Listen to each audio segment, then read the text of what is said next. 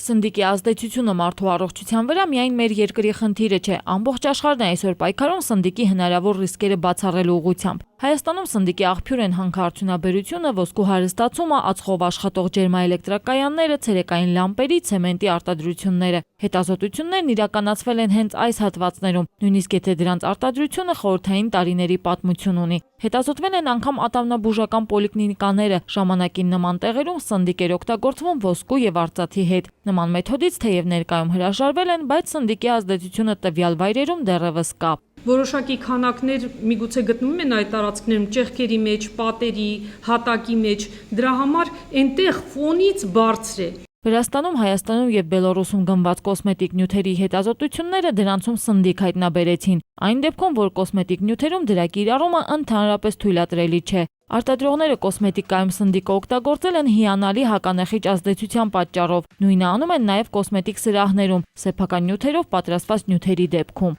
Երբ որ ես վերցրեցի այդ քսուկը լավություն անելու համար սնդիկն ավելի շատ էր ավելացրել, որպեսզի բորբոքային process-ները դադարեցնի։ Ես ուզում եմ ասել, որ սնդիկի աղերը հակառակը կարող են խոցեր, ցան, վերքեր առաջացնել։ Խաղալիքների հետազոտությունը նույնպես բացասական արդյունք ունի։ Հայաստանից, Բելոռուսից, Ռուսաստանից, Ուկրաինայից եւ Ղազախստանից գնված խաղալիքների մեծ մասը եղել են չինական արտադրության։ 10 նման խաղալիքից 9-ում հայտնաբերվել են ծանր մետաղներ, իսկ որոշներում նաեւ սնդիկ։ Մանկական կոսմետիկան օրինակ դրանով հարուստ է։ Շրթներքի մեջ մեծահասակների չկա, այս երեխաների խաղալիք շրթներքի մեջ, որով սիրում են նրանք, օգտվել։ Ուրեմն կար սնդիկ։ Հետազոտությունները ցույց են տվել, որ հայկական արտադրության խաղալիքները վտանգավոր նյութեր չեն պարունակել։ Այդուհանդերձ հետազոտությունների բոլոր արդյունքները ուղարկվել են պատասխանատու մարմիններին։ Հետազոտություններն իրականացնողները մտահոգված են արդյունքներով, որովհետև սնդիկի ազդեցությունը կարող է հանգեցնել սարսափելի հետևանքների՝ հոգեկան, տեսողության եւ լսողության խանգարումից մինչեւ մահ։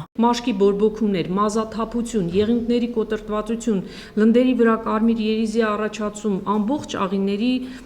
աղեստամոքսային համակարգի բորբոքումներ։ Այս տարի Ժնևում ՄԱԿ-ի կողմից արդեն ընդունվել է ամբողջ աշխարհում մարդու առողջության վրա սնդիկի սպառնալիքը վերացնելու մասին Մինամատայի համաձայնագիրը։ Մեր երկրում բնապահպանության նախարարությունն էլ իր հերթին կոնվենցիային միանալու համար արդեն ստացել է դրական պատասխանները բոլոր շահագրգիռ մարմիններից ու փաթեթը հանձնել արտաքին գործերի նախարարությանը հետագա գործընթացն ապահովելու համար։ Համաձայնագիրը Ճապոնիայում ստորագրության համար բաց կլինի հոկտեմբերից։ Սնդիկի վտանգավոր ազդեցության դեմ պայքարողները հուսով են, որ Հայաստանը կմիանա այս համաձայնագրին։ Աննա Գրիգորյան, Վահե Եղիազարյան, ժամը լրատվական։